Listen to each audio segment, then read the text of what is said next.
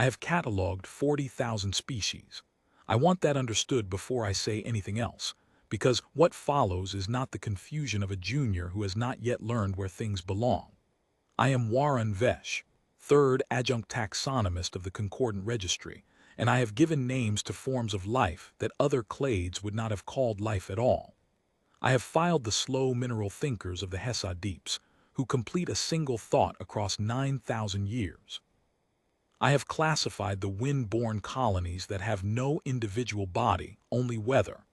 I have stood in the Naming Hall and pronounced the binomials that fix a thing forever in its place beneath us, above the things simpler than it, beside the things like it. That is the work. That has always been the work. The galaxy is a vast and frightening dark, and we make it bearable by knowing the names of everything in it. There is one drawer in the registry that will not close. I did not always keep it. I was not born to it the way some adjuncts are born to the great closed orders, the keepers of the settled clades whose work is maintenance and pride. I came up through the field. I spent my first 2 centuries on survey vessels, on the cold, methodical voyages out to the edges of the known, where a young taxonomist learns the trade in the only way the trade can truly be learned, which is by being wrong and being corrected by the thing in front of you. I remember the first species I placed entirely on my own, a colony of light eaters in the rings of a dead giant, and I remember the sound the entry made when it closed, the small definite sound, and I remember thinking that I had been made for exactly this, that there was no better work in the galaxy than the work of taking a piece of the frightening dark and making it known. I believed that for a long time. I want it understood that I believed it sincerely, because the account that follows will sound like the testimony of someone who has lost faith in the discipline, and I have not. I have only learned where the discipline ends. When I was recalled from the field and raised to the adjunct ranks, I was proud. The registry does not recall many. To be brought in from survey and given a desk in the working stacks of the vault itself is the ambition of every field taxonomist, and I had earned it across 2 centuries of careful placements, and I came to the vault expecting to spend the rest of my life closing drawers. That is the thing no one tells you about ambition inside the discipline. It is an ambition to finish. Every taxonomist dreams, in some private place, of the day the catalog is complete, of standing in the Naming Hall and pronouncing the last binomial, and looking out at a galaxy in which there is no longer any unnamed thing, no longer any dark that has not been made small and safe and known. We do not say it aloud because it sounds like the end of our own purpose, and it is, but it is the end we want, the way a builder wants the building finished even knowing the finishing will leave nothing left to build. I came to the vault wanting to help finish the catalog. I did not yet know that the catalog could not be finished, and that the reason it could not be finished was sealed in a drawer in the lowest light, waiting for me. I should explain what the registry is, because outsiders imagine a building and it is not a building. It is a discipline that wears a building the way a thought wears a skull. The physical vault sits on a tideless moon at the center of the oldest settled volume, and it is older than my species by a measure I do not enjoy contemplating. The founder clade who began the work are gone now, not dead exactly but withdrawn, the way a tide withdraws and does not announce when it will return. They left us the method.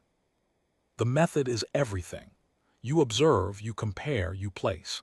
Every living thing in the surveyed galaxy has a place, and the place is a kind of safety, because a thing that has been named cannot surprise you in the deepest way. You may not know what it will do, but you know what it is. The human drawer has been open for 10,000 years. When I was an adjunct of the second rank, I believed this was an embarrassment we did not discuss out of pride. I thought the entry was incomplete the way some entries are incomplete, because the species in question lived far out on a thin arm of the spiral, and no survey had gotten close enough to do the work properly. There are gaps like that. The galaxy is large, and our reach, though ancient, is not total. I assumed humanity was a gap. I assumed that one day a careful expedition would go and observe and compare and place, and the drawer would close with the small sound that I have loved since I was young, the sound of a thing finding its rightful slot. I was wrong in a way that took me most of my life to understand, and I am going to set it down now, in order, while my hands are still steady enough to write, because the adjunct who comes after me will inherit this same drawer, and I do not want them to begin where I began, in pride and ignorance, thinking the work is simply unfinished. The work is not unfinished. The work was attempted. That is the thing the records do not say plainly, and the thing I had to dig for in the lower archive, where the light is kept low to protect the oldest media, and where the founder Clade's own hand still shows in the indexing. Let me tell you about the lower archive, because the dread of this account begins there, and I will not be able to make you feel it if I skip the place where I first felt it myself. Vault descends. The nomming halls and the working stacks are near the surface, bright, busy with adjuncts and their instruments. Below those are the settled archives, the species we are confident of, ordered and cross-referenced, a hum of certainty you can almost hear. Below those again is the lower archive, and the lower archive is where we keep two kinds of things. We keep the very old, the records of clades that withdrew or died before my species learned to count, and we keep the unsettled, the drawers that are open. There are not many open drawers. That surprises people. They imagine the galaxy is full of mysteries and the registry is mostly empty boasting. It is the reverse. In 40,000 years of method, we have closed nearly everything. The open drawers number fewer than the digits on a single hand, and most of them are open for sad, ordinary reasons. A species that went extinct mid-survey, a clade that fissioned into successor forms faster than we could track. Those drawers are open the way a wound is open. They will close. They are simply slow to heal. I should describe the lower archive itself, the physical place, because the dread of this account lives in a real room and not in an abstraction, and I have learned that a thing said abstractly does not frighten the way a thing said concretely does. The lower archive is reached by a descent that the founder clade designed to be slow. You do not drop into it. You walk down, through a long curve of corridor cut from the moon's own stone, and the light dims by degrees so gradual that you do not notice the dimming, until you arrive at the bottom and realize you have been adjusting your eyes for the whole descent without knowing it. The air changes. The upper vault is dry and managed. The lower archive is cooler, with a faint mineral smell that the preservation systems cannot entirely remove, the smell of stone that has never seen a sun. The settled archives above hum. I said that already and I will say it again because it matters. The settled archives hum, a low confident sound that is partly the machinery and partly, I have always thought, the sound of certainty itself, 10,000 closed drawers all agreeing with one another about the shape of the world. The lower archive does not hum. The lower archive is silent in a way that the upper vault never is. And the first time I descended, I thought the silence was the absence of the machinery, and it was years before I understood that the silence is not an absence. It is the open drawers. It is the sound a question makes. The human drawer is not open like a wound. I want to be precise about this because precision is the only thing I have to offer and the only thing the work has ever rewarded. The human drawer is open the way a door is held open by someone standing in it. I found that out by reading the incursion records, and I am going to tell you what they contain, though I will tell you in the manner of the registry, which is to say I will tell you what we observed and not what we imagined, because imagination is how junior adjuncts get themselves transferred to lighter duties, and because the observed facts are worse than anything I could invent. The first attempt to resolve the classification was 11,000 years ago. It was not a war fleet. I want that on the record too. Because the popular legend has it that the galaxy went to make war on the humans and was punished for arrogance, and that is a story that flatters everyone who tells it, because it makes the humans into a moral lesson and morality is comforting. The first expedition was a survey. 40 vessels of the Thenic conquered, scientists and their instruments, crews trained in observation and nothing else. They went to do the work. They went to observe, compare, and place so that the drawer could close. We have their outbound logs. They are ordinary. Tedious, even in the good way that survey logs are tedious, full of stellar positions and resource counts and the small complaints of crews far from home.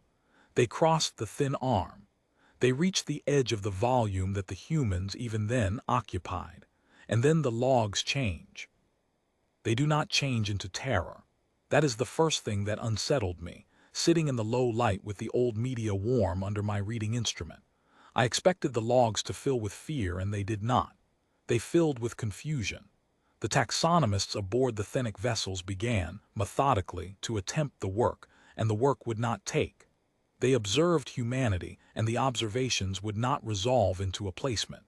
Every comparison they tried to make produced a contradiction. The species was social, profoundly so, bonded in groups that would die for one another. And it was also solitary, capable of severance and exile and the long, deliberate alone. It was a prey formed by every structural marker, eyes and history and the deep wiring of its fear, and it hunted in a manner that no prey form has ever hunted, not for need but as a discipline, as a thing practiced and refined across generations, until the practice outlived the need entirely. It built monuments to its dead, and it forgot its dead within 3 of its short generations. Every axis we use to place a species, the humans occupied both ends of, and the middle, and the space outside the axis that we did not know was there until they stood in it. I have studied that catalog of contradictions until I could recite it, and I have come to think the contradictions are the most important data the Thenic ever recorded, more important than the silence that followed, because the contradictions are the place where you can watch the method failing in real time, gently, without drama. Consider what the Thenic observers found. They found a species that warred upon itself with a ferocity unmatched in the surveyed galaxy, that had spent the greater part of its short history devising more efficient ways to destroy its own kind, and that in the same history had bound itself by elaborate and self-imposed laws forbidding exactly that destruction. Laws it broke constantly and rebuilt constantly and broke again, as though the breaking and the rebuilding were not a failure of the law, but the entire purpose of having one.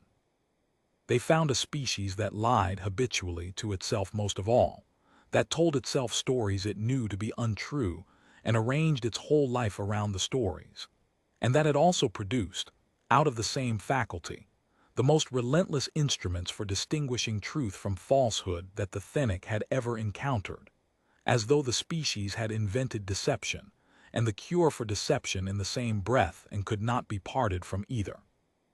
They found a species terrified of death, organizing its every institution around the postponement of death, and a species that walked toward death deliberately, for reasons it called by 100 names, none of which the Thenic could file under self-preservation or its absence, because the humans did not seem to experience the choice as a contradiction at all. That was the thing that broke the placement. Not that humanity held opposite traits. Many species hold opposite traits, and we place them by their balance by which trait governs. Humanity had no governing trait. Humanity was the balance itself, held in tension, refusing to resolve, and a thing that refuses to resolve cannot be named, because a name is a resolution. A name is the moment you stop holding the tension and decide what the thing finally is, and the humans never finally were anything. They were always still deciding. They are, I believe, still deciding now. The senior taxonomist of the Thenic expedition wrote a line in the log that I have read more times than is good for me. She wrote that the difficulty was not that humanity was unknown. The difficulty was that humanity appeared to be aware of being classified and to be adjusting. I sat with that line for a long time. Adjusting. You must understand what an obscene idea that is inside the discipline. The thing you observe does not know it is observed in the way that matters. A creature may notice you and flee, may notice you and attack, may notice you and perform some display. That is behavior, and behavior is data, and data resolves into placement. But the Thenic taxonomist was not describing behavior. She was describing a species that understood the act of being named, understood what the name was for, understood that the name was a way of making it safe and small and known, and declined. Declined not by hiding, by moving. Every time the survey fixed a marker, the species was already somewhere the marker did not reach, not because it had run but because it had never agreed to hold still, because holding still to be named was a thing other species did, and the humans had looked at that arrangement and decided it was not for them. The Thennic expedition did not come back. I need to be careful here, because this is the place where the legend takes over, and I have promised myself I would stay with the records. The records do not show a battle. There is no final log of weapons fire, no desperate transmission, none of the things that make a good and terrible story. There is a survey, methodical, growing slowly stranger, the taxonomist's notes growing slowly more fragmented, not from panic but from a kind of vertigo, the vertigo of a discipline failing at the one thing it exists to do. And then the logs simply end. Not in violence, in silence. 40 vessels, and the last entry of the last one is the senior taxonomist's, and it is not a scream. It is a correction. She writes that she has been making an error of category. She writes that she has been trying to place humanity within the system of the living, and that this is the error, and that she now believes humanity should be classified not as a species within the catalog, but as a property of the catalog itself. The way a flaw in a lens is not one of the things seen through the lens, but a condition of all seeing. Then nothing, no more logs, the drawer left open.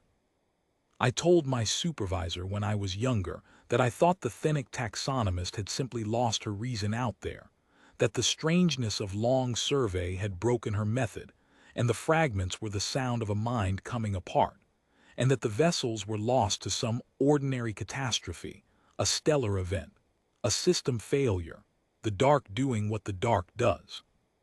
My supervisor was very old and had worked the human drawer for most of her life, and she let me finish, which I have since understood was a kindness. Then she took me down to the lower archive, further down than I had been, and she showed me the second incursion, and the third, and she showed me that they were all the same, and that being all the same was the thing I should be afraid of. Because a mind comes apart in its own particular way. One broken mind is a tragedy and a data point. But the Thennic senior taxonomist 11,000 years ago, and the Volmnic survey 8,000 years ago, and the joint registry expedition that we ourselves sent 6,000 years ago in the confidence that our method was superior to the failed methods of our predecessors, all wrote, at the end, before the silence, the same correction. All of them, independently, with no knowledge of the others, arrived at the same final note, that they had been making an error of category, that humanity could not be placed within the catalog, that humanity was something the catalog happened inside of. The Volmnic survey I came to study most closely of the two earlier failures, because the Volmnic were the least like us, and so their agreement disturbed me the most. They were not taxonomists. They were a trade clade, vast and ancient, who had built their long fortune on knowing the value of things. And they went to the human volume not to name humanity but to assess it, to determine what it had and what it wanted and what it would give in exchange. Because the Volmnic believed, as trade clades do, that everything alive can be understood through what it desires and what it fears to lose. Their logs are unlike the Thennic logs in every texture. They are full of ledgers and projections and the confident arithmetic of a people who had never in their long history met a thing they could not price. They are, in their way, even more confident than the Thennic were, because the Volmnic did not require the humans to hold still to be named. They required only that the humans want something, and everything wants something, and so the Volmnic were certain the work would be quick and profitable both. And their logs fail in the same place. Not in violence, in a slow accumulating bewilderment as the Volmnic assessors discover that the humans want nothing the Volmnic can offer and fear nothing the Volmnic can threaten, and so cannot be priced, because a price is a kind of name, a placement on the single axis of value, and the humans declined that axis exactly as they had declined every other axis ever offered to every other expedition. The factor who led the survey held the highest rank of a clade that measured rank in wealth, and her final entries are among the most disorienting in the lower archive, because you can feel a mind that had never once doubted its framework beginning to suspect that the framework is not large enough to hold what it has been turned upon. Her last entry is not a scream either. It is a revision of the ledger. She writes that she has been keeping the books wrong. She writes that she has been recording humanity as a party to the trade, and that this is the error, and that she now believes humanity is not a party to the trade, but the table the trade is conducted upon, present beneath every exchange, indifferent to all the goods, and that one does not bargain with the table. One only notices, eventually, that one has been standing on it the entire time. Then the Volmnic logs end. The same silence, the same way, 3,000 years and an entirely foreign civilization removed from the Thenic, arriving by a wholly different road at the same shape of final correction. That is the thing that should frighten you, if anything in this account does.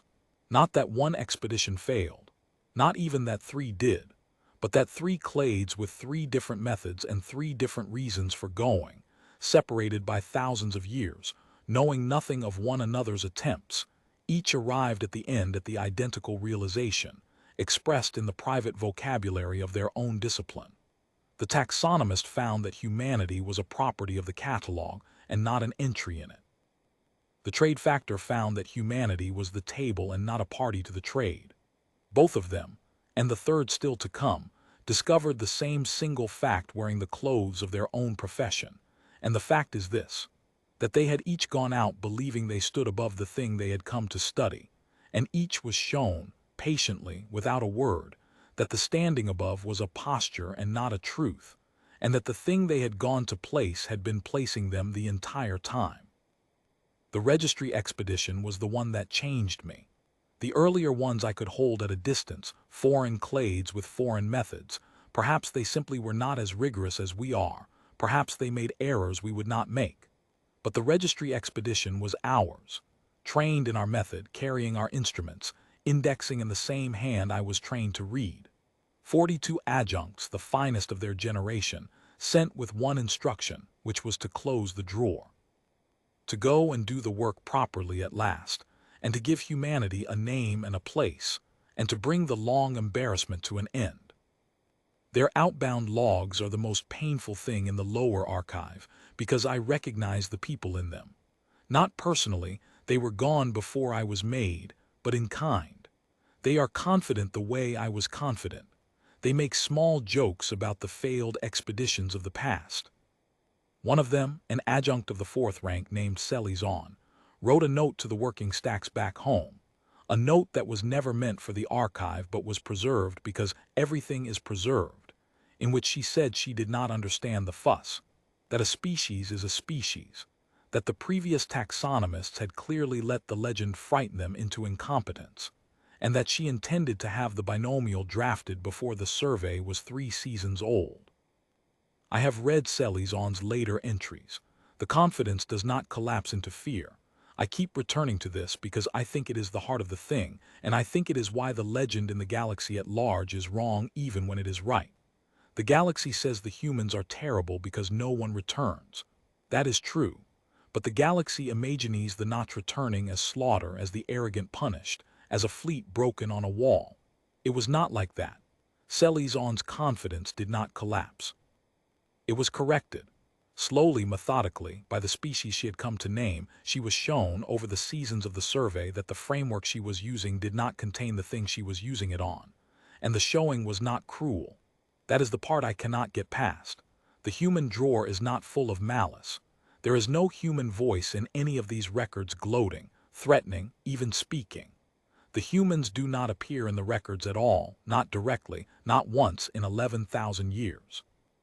What appears is the slow, patient failure of every attempt to make them into an entry, and a final correction in the hand of a taxonomist who went out to do a simple thing, and discovered that the thing could not be done, not by them, not by anyone, because it was the wrong kind of thing.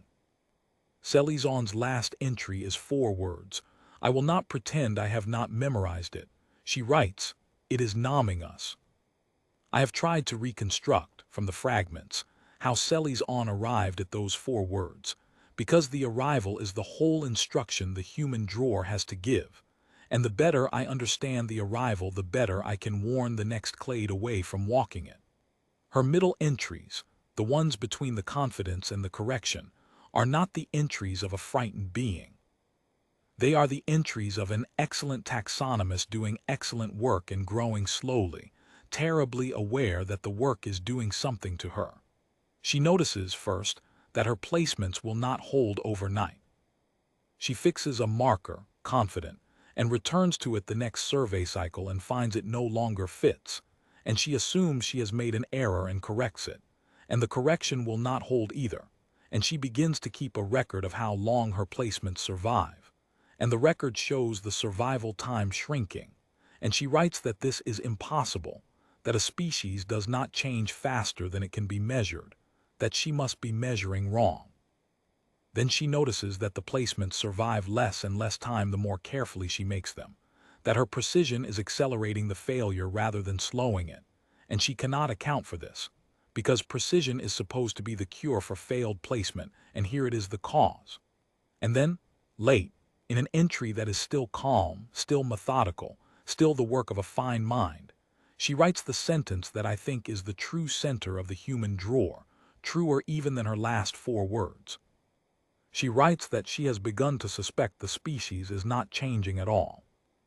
She writes that she suspects the species has been the same the entire time, and that what is changing is her, that each act of observation is changing the observer and not the observed, that she has been turning the instrument of nomming upon a thing that turns it back, and that every measurement she takes of humanity is, in fact, a measurement humanity is permitting her to take of herself, and that she does not like what the measurements are beginning to show her about the size of the thing she had thought she stood above.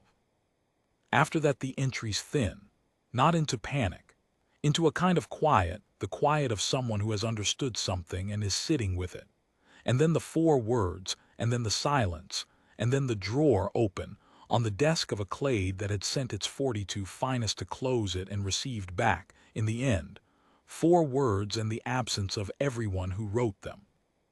After the registry expedition, the founder clade intervened. I did not know this until my supervisor showed me, and I do not think more than a handful of living adjuncts know it. The founder clade, who withdrew before my species could count, who have not been seen in the nomming halls in living memory or in any memory, came back to the vault one time for one purpose. They came to seal the human entry, not to close it. They could not close it any more than we could. They came to seal it open, to write into the deepest law of the registry that the drawer was to remain open in perpetuity, that no further expedition was to be sent to resolve the classification, that the discipline was to record this single failure and protect it, and never again attempt to correct it. They left a note. The founder clade, who left us the method, who taught the galaxy that a named thing is a safe thing, left exactly one note in the human drawer, in a hand so old the reading instruments must be specially configured to render it, and the note is not a warning in the way the legend imagines warnings. It does not say the humans are dangerous. It does not say stay away. It says something stranger and I have come to believe more frightening. It says that the founder clade encountered humanity once, long before they withdrew, and that the encounter was the reason they withdrew. It says that they had spent their long ascendancy believing that to name a thing was to stand above it, and that humanity taught them, without malice and without a single word, that this was a comfort they had told themselves, and that the act of nomming had always been a way of not seeing the named thing, and that humanity declined to be not seen. It says that the founder clade, having understood this, could no longer take pleasure in the method, because they had glimpsed what the method was for, and so they withdrew, and left the work to younger clades who did not yet know. I have spent 30 years deciding whether I believe the founder clade's note, and I have decided that the question of belief is beside the point, because whether or not the note is true, the drawer is open, and the silences in the records are real, and every clade that has gone to close the drawer has stopped sending logs while writing the same correction. But there is a part of the founder Clade's note I have not yet set down, because I have been circling it the way one circles a thing one does not want to look at directly, and I owe the adjunct after me the whole of it. The note does not end with the founder Clade's withdrawal. There is a final passage, in a hand even older than the rest, as though added later, and it concerns not humanity but what the founder Clade believed humanity was guarding. I have rendered this passage perhaps a dozen times, and I am still not certain I have understood it, and I will give it as plainly as I can without pretending to a confidence I do not have. The founder Clade wrote that when they encountered humanity, in the time before their withdrawal, they did not at first understand why the species could not be placed, and that they studied it for a long time, longer than any Clade since has been permitted to, and that in the studying they came to believe that humanity's refusal of the catalog was not the deepest thing about it. The refusal was a symptom. Beneath the refusal was a vigilance. The founder Clade came to believe that humanity occupied its thin arm of the spiral, not merely because it lived there, but because it was watching something, attending to something, keeping a long, patient guard over something the founder Clade could perceive only as an absence, a place behind humanity, where the founder Clade's own instruments returned nothing, not the nothing of empty space, but the nothing of a thing deliberately not looked at. A thing humanity stood between and the rest of the galaxy without ever explaining why. The founder Clade wrote that they did not learn what humanity was guarding. They wrote that they did not want to learn, and that this not wanting was itself the beginning of their withdrawal, because a Clade that has spent its whole ascendancy believing that to know a thing is to be safe from it cannot easily survive the discovery that there are things one is safer not knowing, and that the species one had come to file away as a minor entry on a minor arm had understood this for far longer, and had organized its entire existence around standing watch over a door that it was keeping shut on behalf of a galaxy that did not know the door existed and feared the doorkeeper instead. I do not know if that passage is true. I want to say again that I do not know. It may be that the founder Clade, like the taxonomist and the trade factor, reached the bottom of the question and found the floor gone and wrote down the shape of their own falling and called it a discovery. That is the rigorous reading, the safe reading, the reading I return to when I want to sleep. But there is the other reading, the one I cannot fully dismiss, in which the legend the galaxy tells is not even half of the truth, in which the humans are not the thing to be feared, but the thing that stands between us and what should be feared, in which the open drawer is not a warning about humanity at all but a warning that humanity is the last and only entry standing between the catalog and the unentry behind it, and that the day we are foolish enough to make humanity step aside so that we can finally close its drawer, we will find out what it was holding the door against, and there will be no one left who knows how to hold it. That is the layered thing. That is what the founder Clade could not bear. Not that humanity was above us. That above humanity, or behind it, or beneath the whole catalog, there was a further thing, and humanity had taken the watch, and we had repaid the watchkeeper by trying for 10,000 years to file it away as a specimen. I want to tell you what working the human drawer is actually like now, in the present, because I am its keeper, and I think the daily reality is more honest than the legend. It is mostly quiet. That is the first surprise. You imagine a cursed assignment would feel cursed, would press on you, would fill your sleep. It does not most days. Most days I maintain the entry. I cross-reference the open markers against the settled catalog, confirming that no new data has arrived that would allow placement, and no new data ever arrives, because we send no expeditions and the humans send nothing outward that we can find, no signals begging to be classified, no displays, no demands. They occupy their volume and they do not announce themselves, and they do not need to, because the whole catalog already knows the shape of the absence where their entry should be. The way you know the shape of a missing tooth with your tongue, constantly, without deciding to. The drawer itself, the physical drawer, I open perhaps once a season for inspection. It contains the original media of all three failed expeditions, and the founder Clade's note and the working notes of every adjunct who has kept it, including now my own. It contains no specimen. It contains no image. We have no image of a human being in the entire registry. That should be impossible. We have images of species that have been extinct for 30,000 years, reconstructed from fragments. We have images of the wind colonies that have no body to image. We do not have a single human face, because every attempt to obtain one is part of the work of placement, and the work of placement is the thing that ends in silence. I performed the inspection most recently in the last season, and I will describe it, because the ritual of it is the closest thing the human drawer has to a liturgy, and I want the adjunct after me to know how it is done. You go down alone. You are required to go down alone. The founder Clade specified it, and I did not understand the requirement until I had kept the drawer long enough to understand that the inspection is not really an inspection of the media, which never changes, but an inspection of the keeper, which does. You descend through the dimming light. You pass the humming certainty of the settled archives, and you cross into the silence below. You find the drawer, which is not marked with a name, because it has no name, only the open status glyph that the founder Clade reserved for it, a glyph used nowhere else in the catalog.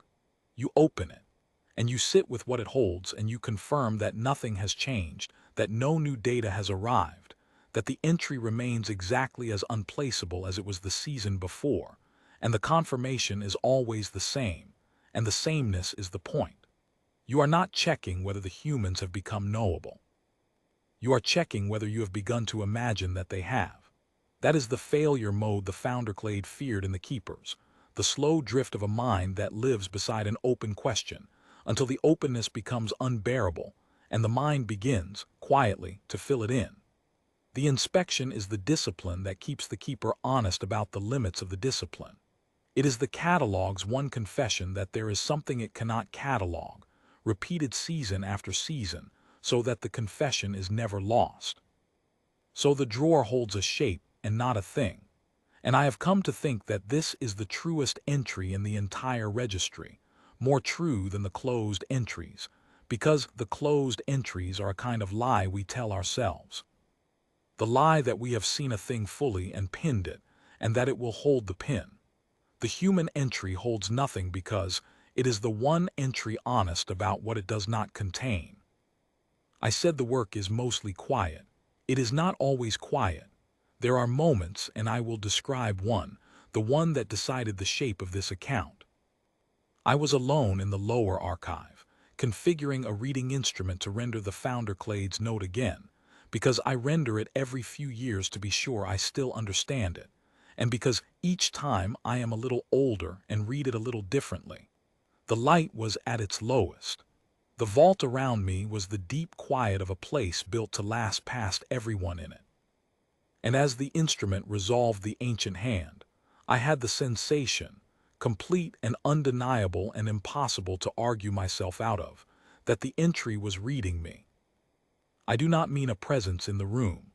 I have searched the records, and I find this sensation reported by every keeper of the human drawer back to the founder Clade's note itself, which describes it precisely. The sense not of being watched, watching is a small thing, prey watches and predators watch, but of being classified. Of being observed by something that was, in the moment of my observing it, observing me with the exact patient attention I bring to my specimens, comparing me, placing me, and finding my place, and the place it found was small, and known, and safe, and I understood in that moment what Selly's understood, what the founder Clade understood, what the senior taxonomist of the Thenic Concord understood 11,000 years ago. I want to be exact about the quality of it, because exactness is the only protection the keeper has, and because the imprecise accounts are the ones that frighten people into the wrong fears. It was not malevolent. I have said this, and I will say it once more plainly, because it is the part the legend cannot hold and the part that matters most. There was no threat in it. A threat would have been a comfort. A threat is a relationship between equals, a thing one party does to another, and I could have stood inside a threat the way prey stands inside the fact of the predator, afraid but oriented, knowing my place in the old clean arrangement of eat and be eaten. This was not that. This was the attention one gives to a specimen. It was the attention I had given, 10,000 times, to the things in my own drawers, the patient unhurried regard of a mind that has all the time it needs and no particular feeling about the thing beneath the lens, that is not cruel to the specimen and not kind to it, that simply sees it fully, sees it more fully than it sees itself, and files it. I felt myself filed. I felt the precise and total attention of something that had observed me, and compared me, and placed me, and that had been right, and that had then turned that same attention back to whatever it was actually concerned with, having spent on me exactly the fraction of itself that I was worth, which was small, which was the fraction I have spent on a colony of light-eaters in the rings of a dead giant. And I understood that I had spent my entire life on the wrong side of that lens, and had never once felt the lens until now. The catalog runs in one direction, the namer above, the named below.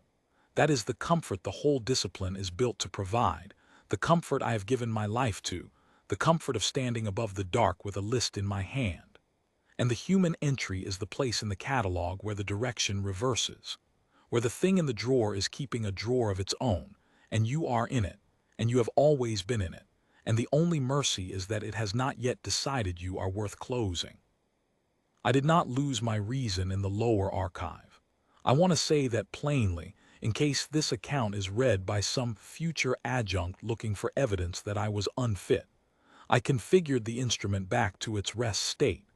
I returned the founder clade's note to its housing.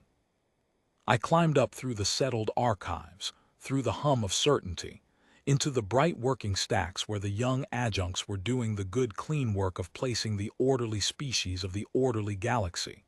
And I did not tell them what had happened, because there is nothing to tell that the records do not already hold, and because the kindest thing the keeper of the human drawer can do is keep it.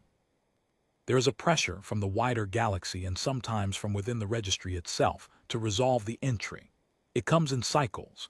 A new clade rises, ambitious, unscarred, and hears the legend of the open drawer, and decides that the failure of all previous clades was a failure of nerve or method, and that they, being newer and therefore in their own estimation superior, will go and do what the ancients could not. The concordant council receives their petitions. The petitions are always the same. Let us send an expedition. Let us close the drawer. Let us end the embarrassment of the one unnamed species. Let us prove that the catalog is complete. I have stood before the council twice in my tenure to answer such a petition, and I will describe the second, because it was recent enough that the dread of it has not yet cooled in me, and because it taught me something about my own work that I had not understood until I was forced to say it aloud. The petitioner was a young clade, the Aumeni, a confederation barely 400 years into spaceflight, brilliant and impatient in the way that only the very young can be. Their delegates stood in the council chamber, which is a high cold hall built by the founder clade to make those who speak in it feel the weight of the ages above them, and she made her case well. She had read the legend. She had even, she said, read summaries of the failed expeditions, and she had concluded, with the clean confidence of someone who has read about a fire but never stood in one, that the earlier clades had been undone by superstition. They had gone expecting a myth and they had frightened themselves into incoherence, and their broken final logs were the proof of nothing but their own credulity. The Aumeni, she said, were not superstitious. They were empiricists. They would go to the human volume with no legend in their minds at all, only instruments, and they would observe, compare, and place, and they would return with the binomial that 10,000 years of frightened elders had failed to draft, and the catalog would at last be complete, and the galaxy could stop telling ghost stories about a thin arm of the spiral. The council turned to me.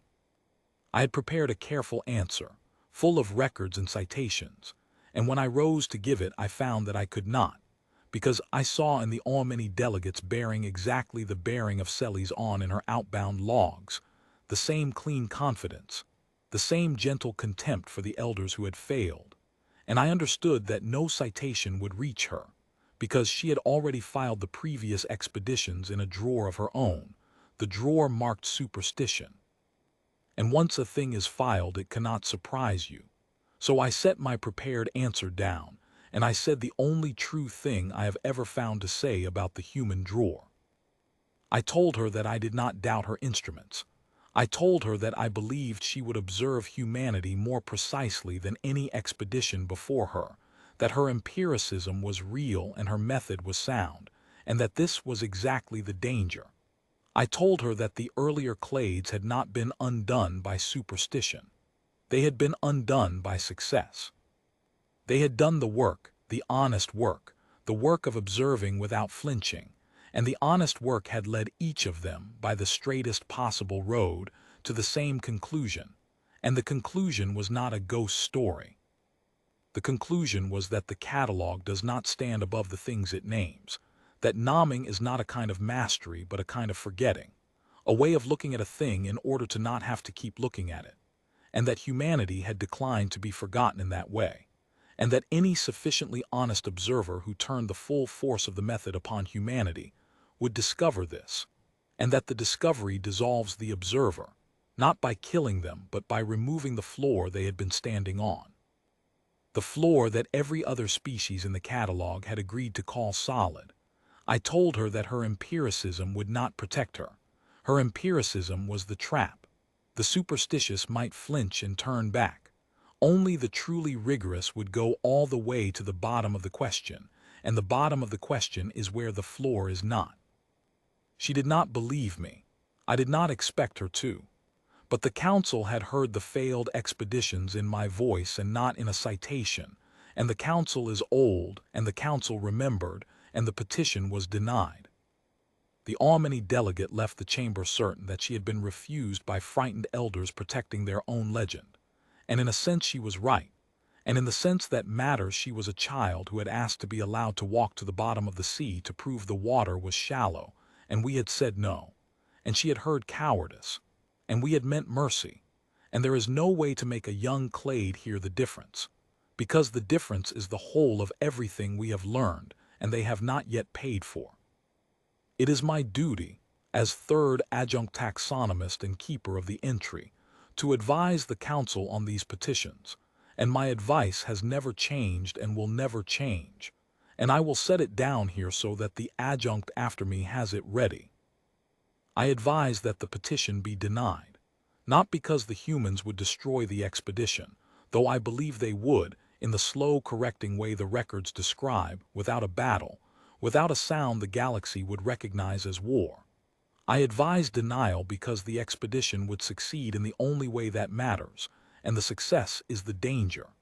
Every expedition that has gone to name humanity has, at the end, named something. It has produced a final correction. It has arrived at the truth, which is that the catalog is not above the things in it, that nomming is not standing above, that the comfort the whole galaxy lives inside is a story the namers tell so that the dark feels smaller than it is. The humans do not need to harm the expedition. They need only let it complete its work, and the work completed honestly dissolves the namer. That is what the silence in the records is. It is not death. It is the sound a taxonomist makes when the framework she stood on finishes coming apart, when she sets down the last log not in terror but in correction, and steps off the edge of the discipline into the thing the discipline was built to keep her from seeing. The founder clades saw it and withdrew. They could not unsee it and they could not bear to keep nomming, so they left, and left us the method, and left the human drawer open as the single honest entry in a catalog of comforting lies, and trusted that we would be wise enough to keep it open and unwise enough to go on enjoying the rest of the work. I have kept the drawer for 30 years. I will keep it until I withdraw in my turn. And when the adjunct after me asks, as I asked, why the entry is not simply finished, why 10,000 years of the finest taxonomists in the galaxy have not managed to do the simple thing and place one species on one thin arm of the spiral, I will take them to the lower archive, into the lowest light, and I will configure the instrument, and I will let them read the founder clade's note, and I will let them feel the entry read them back. And then I will tell them what my supervisor told me, the only instruction the human drawer carries, the law the founder clade sealed into the deepest level of the discipline. Do not name them. Do not send anyone to name them. Let the drawer stand open. It is the one place in the catalog where we have told the truth, and the truth is that there is a thing in the galaxy that we are below, and it has been patient with us, and patience is not the same as mercy. And the day we forget the difference is the day the drawer that has been held open by something standing in it finally, quietly, closes. The galaxy tells the legend wrong. It says the humans are the species no one returns from, and that is true, but it is the shallow truth. The truth that lets you feel the small, clean fear of a thing that might kill you. The deep truth is in the drawer, and the deep truth is that the humans are the species that cannot be filed, not because we have not reached them, but because they declined the arrangement the rest of us never knew we had agreed to, the arrangement where a thing holds still and lets itself be named and made safe and small. They looked at the catalog. They understood what it was for, and they declined. I am Warun Vesh, third adjunct taxonomist of the Concordant Registry. I have catalogued 40,000 species.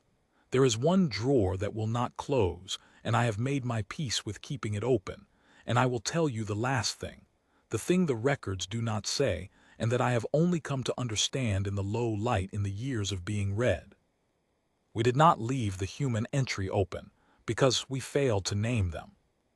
We left it open because they let us live, and an entry in the registry is also a kind of promise, and the promise of the open drawer is that we remember what we are below, and do not test it, and do not send the ambitious young to close what their elders were wise enough to keep open. The drawer is open the way a door is open. There is something standing in it. It has been standing in it for 10,000 years. And as long as the drawer stays open, it does not have to step through, and we do not have to learn whether the founder clade's last passage was the truth or only the shape of a falling mind. And the galaxy can go on telling its small, clean ghost story about a thin arm of the spiral, and I can go on keeping the one honest entry in a catalog of comforts, and the adjunct after me can inherit it and keep it and pass it on, and so on down the long, quiet ages. Each of us a doorkeeper to a door we did not build, standing watch over the one thing we were never able to name, grateful, if we are wise, that it has not yet finished nomming us.